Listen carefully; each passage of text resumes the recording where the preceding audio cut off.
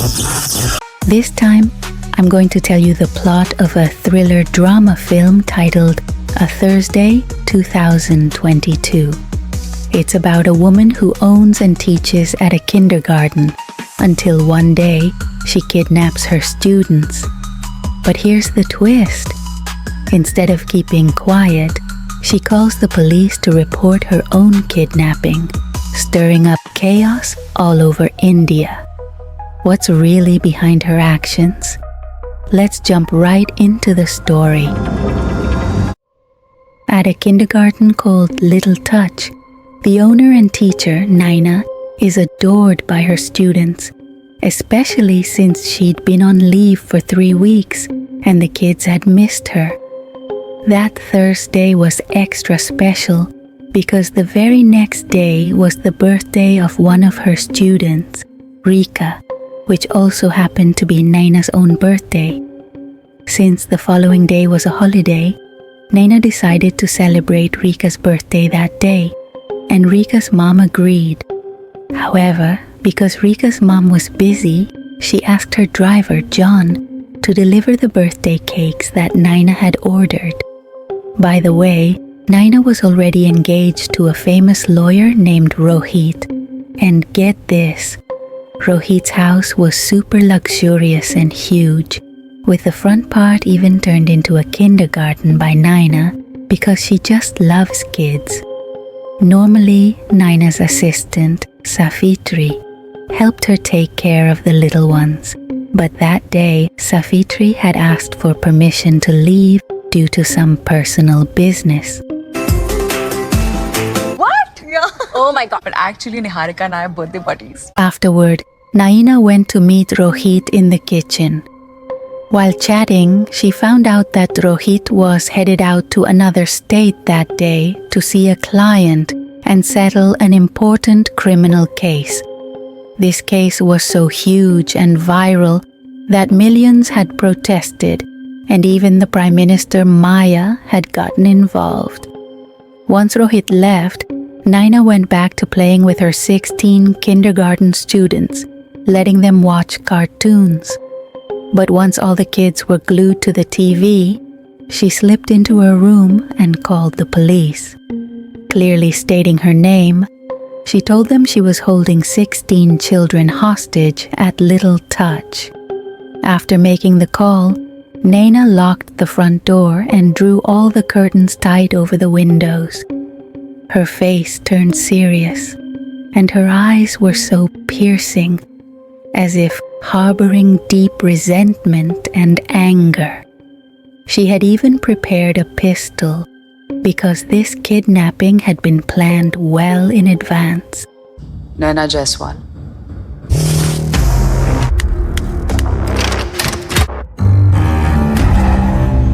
Not long after, John, the driver for Rika's mom, arrived, and Naina ordered him inside to drop off the cakes in the kitchen. Once he got there, she pointed her pistol at him, tied him up, taped his mouth shut, and even switched off his smartphone. Soon enough, Safitri, whose phone she'd left behind, came in through the back door leading to the kitchen, and Naina tied her up along with John. Then, Naina handed out the cakes to the kids while pulling out some medicine. Before long, a police officer named Lokanda showed up and asked the security guard if anything was wrong at the kindergarten. The guard, clueless about what was going on, replied that everything was fine. The officer dismissed the earlier threatening call as just a prank, since all that could be heard from outside were children watching cartoons. Lokanda then reported back to his superior, Catherine, a visibly pregnant officer, asking if everything was all right inside. But as the police were about to leave, Naina deliberately fired her pistol twice to grab their attention.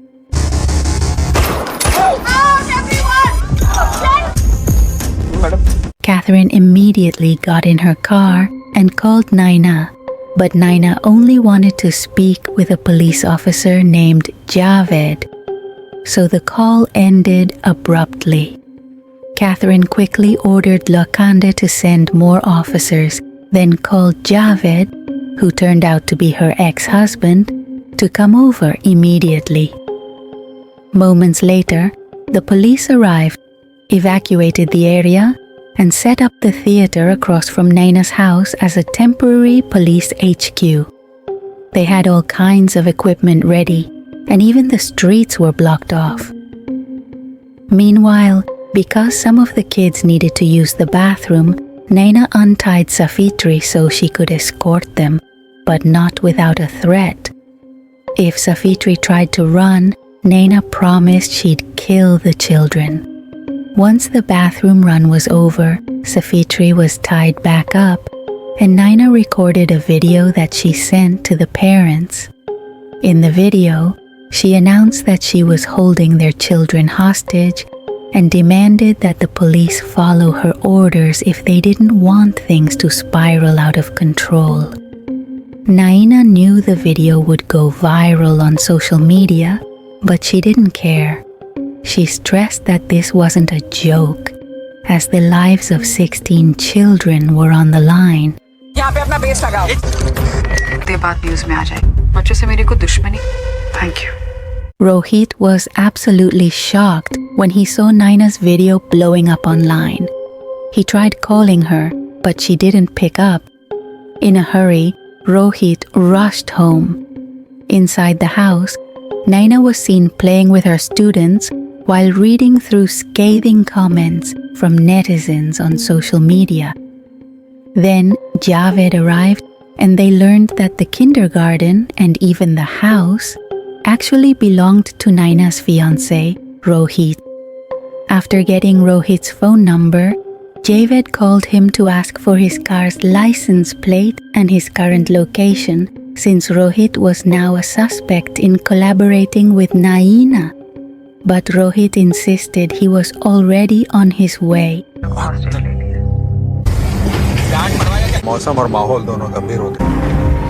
Panic spread among the parents, worried sick about their kids since the police weren't providing any updates.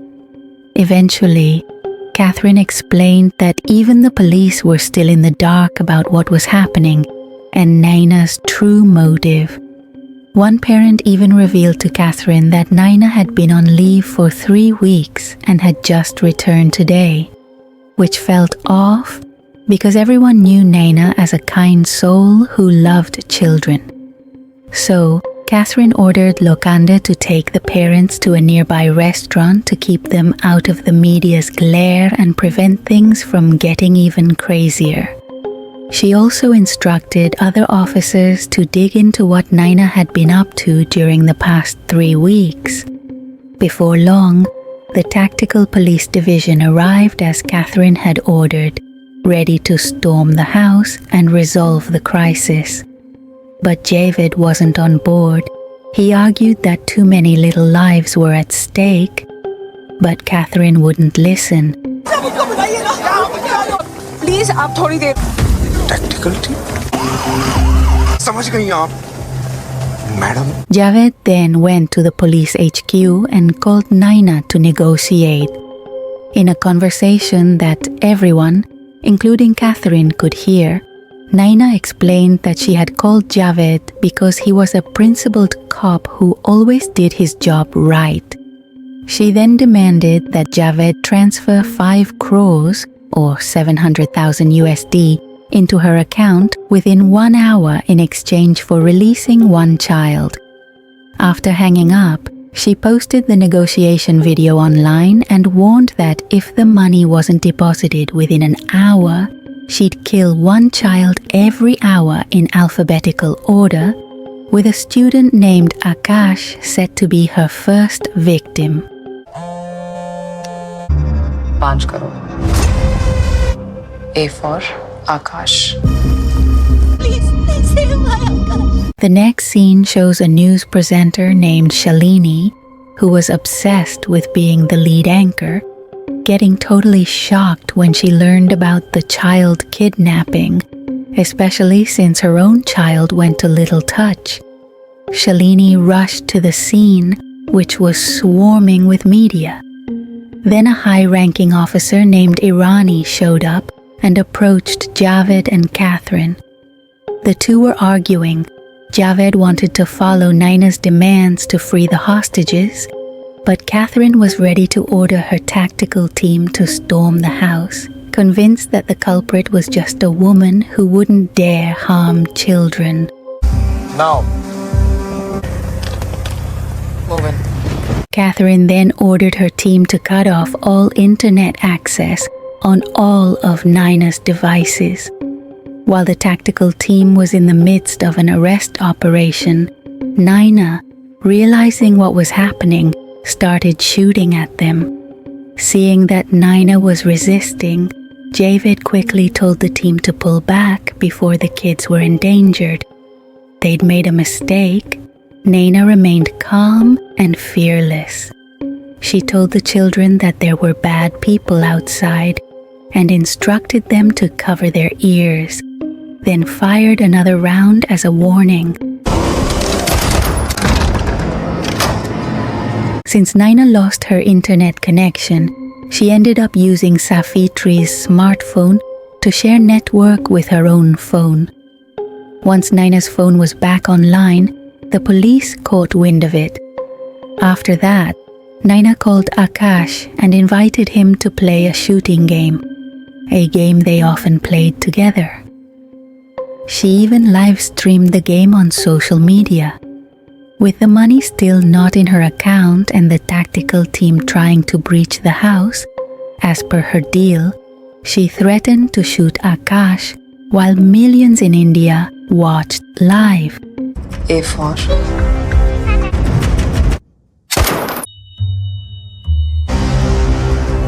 Eventually, Irani sidelined Catherine from the mission, furious with her decision that had cost a hostage's life. Control of the operation was handed over to Javed, and the police finally met Naina's demand by transferring the money into her account and reactivating the internet on her device. Naina then told Javed that she'd release one hostage now that the money was in her account, and then announce her next demand. She had two demands. First, she wanted Javed to find two men, Rakesh Mathur and Charan Kumar, who worked at a school called DWC. Second, she wanted to speak directly with Maya, India's Prime Minister. She gave Javed 1 more hour to meet these demands, or else she'd kill one child every hour. Rakesh Mathur or Charan Kumar. Speak to the Prime Minister of India. Javed ordered Lokhanda to locate the two men Naina demanded and bring them to the HQ. Maya had just arrived at a hotel and was immediately swarmed by the media. After all, she was the only one who could decide the fate of the hostages in the next hour. Without offering any comments herself, Maya ordered her staff to call the police so they could explain the situation.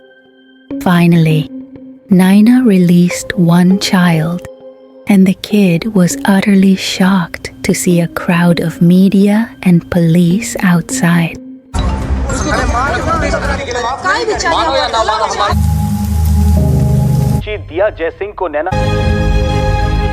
Maya then held a Zoom meeting with national leaders.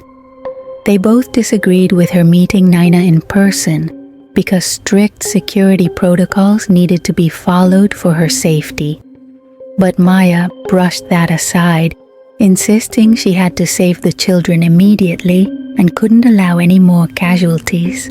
She ordered her staff to prepare special forces and to keep all information away from the media. After a long journey, Rohit finally arrived, and Javed took him to the police HQ. Javed immediately grilled Rohit, asking how long he had known Naina, who was in her family, and why Naina had been on leave for the last 3 weeks. Rohit replied that he'd known Naina for 7 years, that her father had died 15 years ago while her mother still lived with her, and that Naina had been on leave because she was sick. Prime Minister Maya decided to call Naina before meeting her. On the phone, Naina said she'd released 2 or more children and that Maya needed to come talk to her. Meanwhile, Catherine, having tracked down Naina's address, searched the entire house.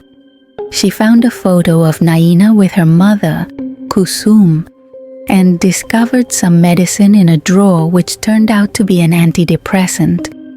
Then she checked Naina's computer and found that Naina had once registered at a meditation center.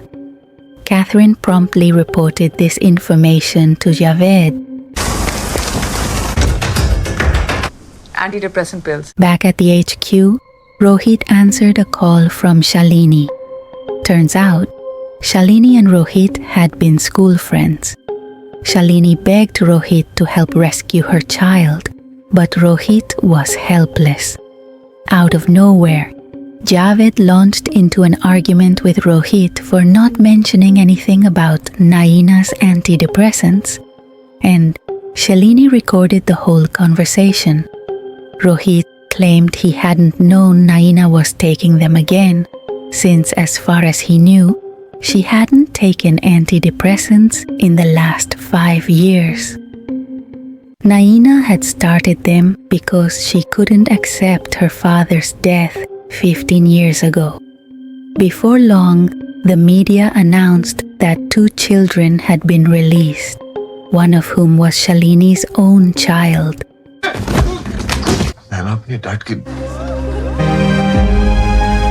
On the other hand, the Prime Minister's staff, without Maya's knowledge, called Jave to say that the Prime Minister wasn't willing to meet Naina.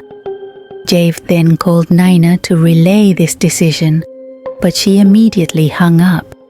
Later, Naina took a photo of one of the students, John and Safitri. She went live online announcing that the Prime Minister had refused to meet her and even set up a poll with 3 images. Which should be killed, the student John or Safitri? When Maya heard about this, she rushed over to her staff. They explained that many Indians were against her meeting Naina. One even claimed that a woman only makes emotional, illogical decisions. I am not a puppet. Meanwhile, on a TV station, Shalini sold the recorded conversation between Javed and Rohit to her boss. All she wanted was to be the main reporter on the show, and her boss agreed since the scoop was hot. When the broadcast began, Shalini, now the lead reporter, confessed that she was one of the parents whose child was held hostage by Naina. And she played a recording proving that Naina had been taking antidepressants. Shalini went on to claim that Naina had unstable mental health and that her craziness was why she kidnapped and even killed a student. At that moment, Naina, who was watching the broadcast, immediately called the TV channel. The call was connected to Shalini, and Naina said, "Right now the public is enjoying the death game I'm playing." That call only made the poll even more popular. Calmly, Naina told Shalini that she was exaggerating just to boost the show's ratings and secure her spot as a lead anchor. Before hanging up, Naina warned that soon they'd see real madness, and Shalini fell silent. Naina is calling. What? जैसे सरकार और police के बीच में। Since it was nap time, Naina told the children to go to sleep and put on their headphones. She played some music and activated the noise-cancelling feature on their headsets.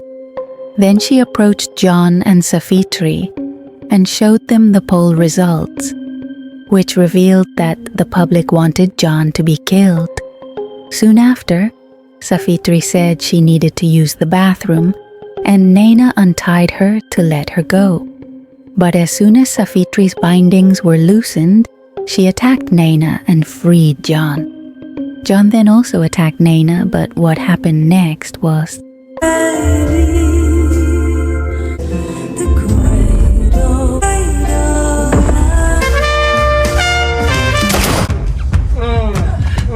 Eventually, John and Safitri were tied up again, and Naina went live once more to announce that she had been forced to shoot John's leg because he tried to escape.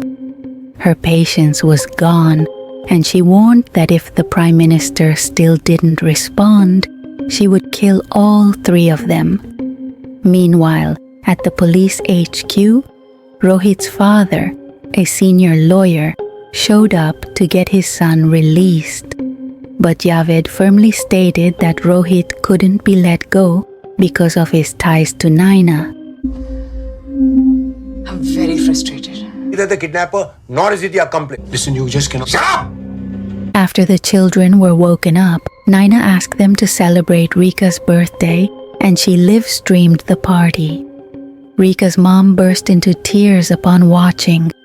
At the same time, Naina was hit by a memory from when she was 16, celebrating her birthday on a school bus with friends, only to be left alone when everyone went home, terrified by a man watching her.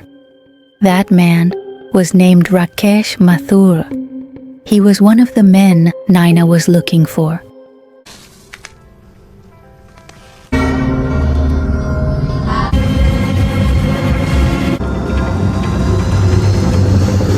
Then the police picked up Kusum from a meditation center to bring her to the HQ, while Catherine and Lokhande found Rakesh Mathur and arrested him as he tried to flee. Shortly after, Catherine received a call from Dr. Juneja, the psychologist who had treated Naina since she was 16.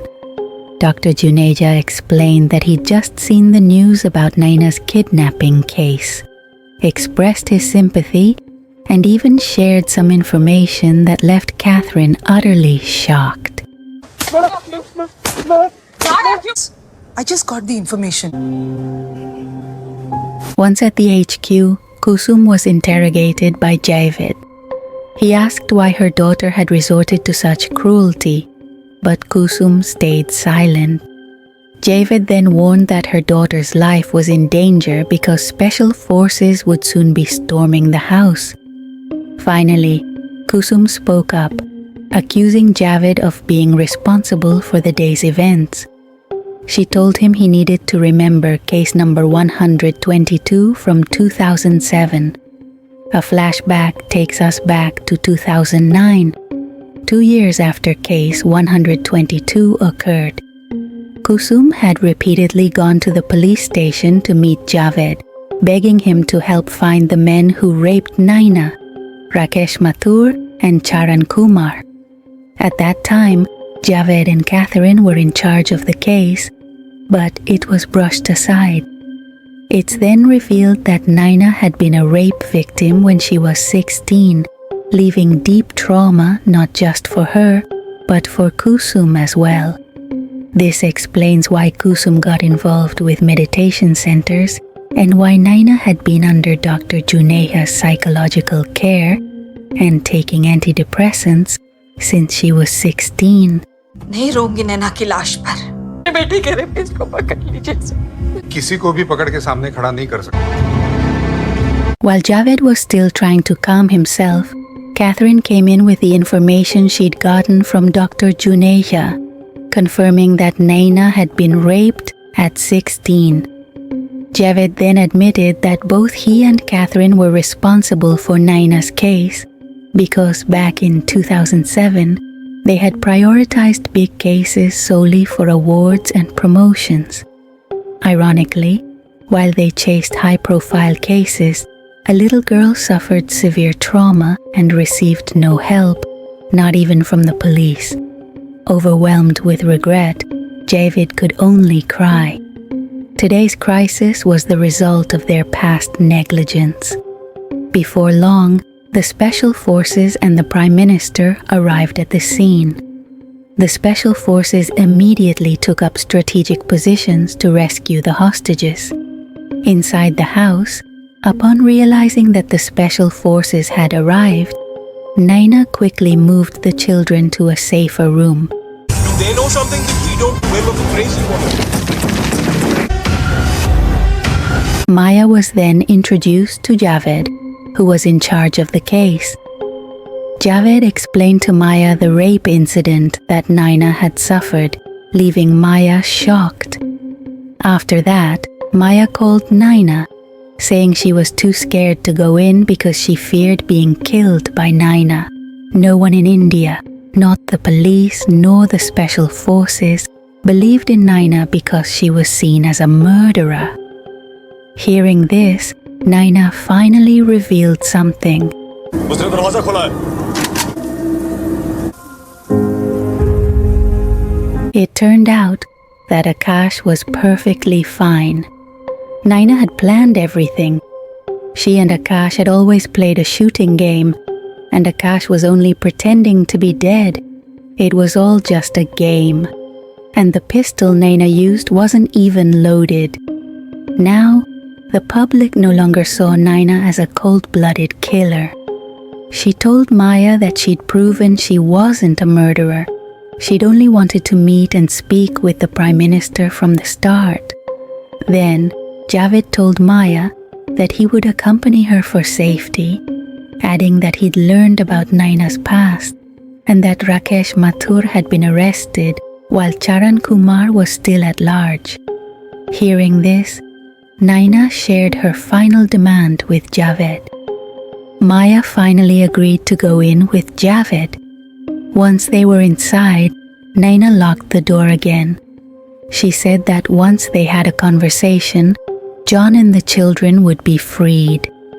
Then she invited Maya to sit down, having already set up a live stream so that everyone in India could watch their discussion. First, Naina instructed Maya to press a button on her laptop. When Maya did, it revealed a list of bank account numbers belonging to organizations that rehabilitate rape victims. The money Naina had demanded was meant to be donated to these organizations. Maya complied.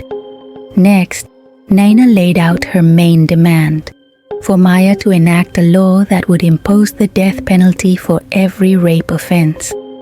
Naina also mentioned that Maya couldn't do it on her own since it required multiple parties, but as Prime Minister, she wielded enormous power.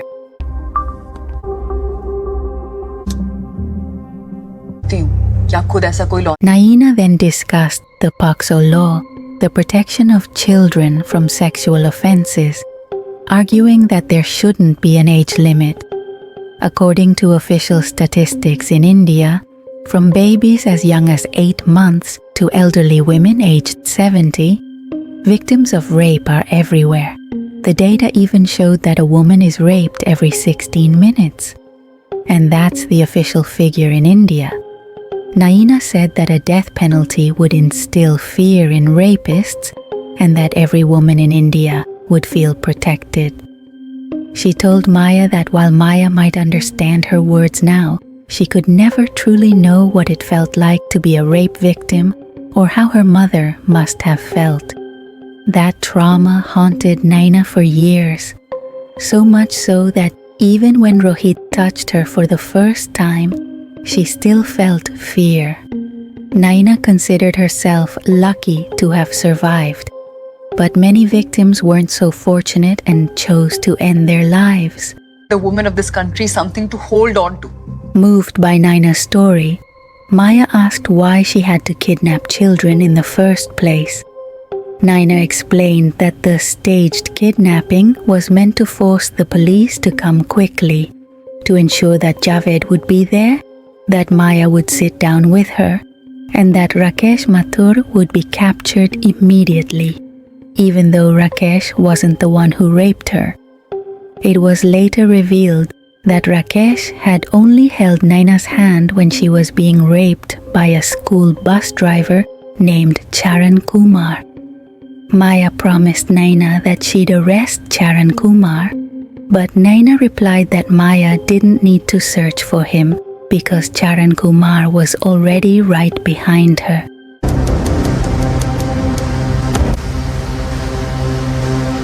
And here's the shocker. John was actually Charan Kumar.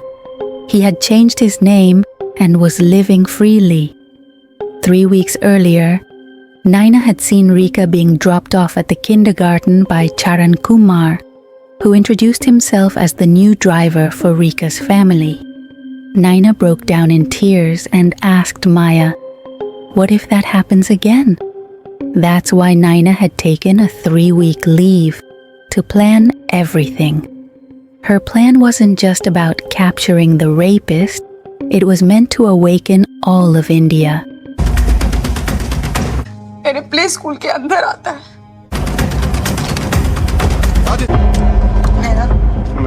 But Charan Kumar refused to admit it. He even accused Naina of being a crazy woman spouting nonsense. Unable to contain her anger, Naina immediately pointed her pistol at him and forced him to confess. Maya urged Naina to calm down and hand Charan Kumar over to the police. But then Charan Kumar boldly grabbed Javed's pistol, and what happened next was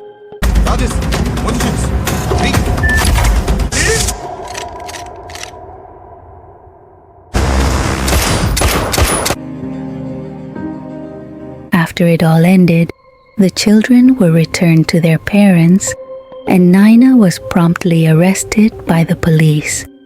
Catherine was relieved that Javed had engaged the safety catch on his pistol so that Charan Kumar couldn't shoot Naina. Afterwards, Javed went back to the station, wrote the full incident report, and advised Catherine to take good care of herself and her unborn baby. A few days later, during a national parliamentary meeting, Maya attended not only as the Prime Minister, but also as the representative of all the women in India.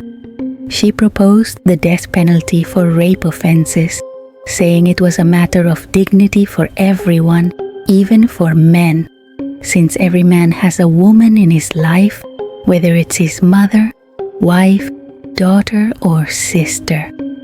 Whether Naina's actions were right or wrong remains a hot debate in India, but Maya had one clear demand: the death penalty for rapists. 6 months later, Naina was living her life behind bars, working as a teacher for the inmates.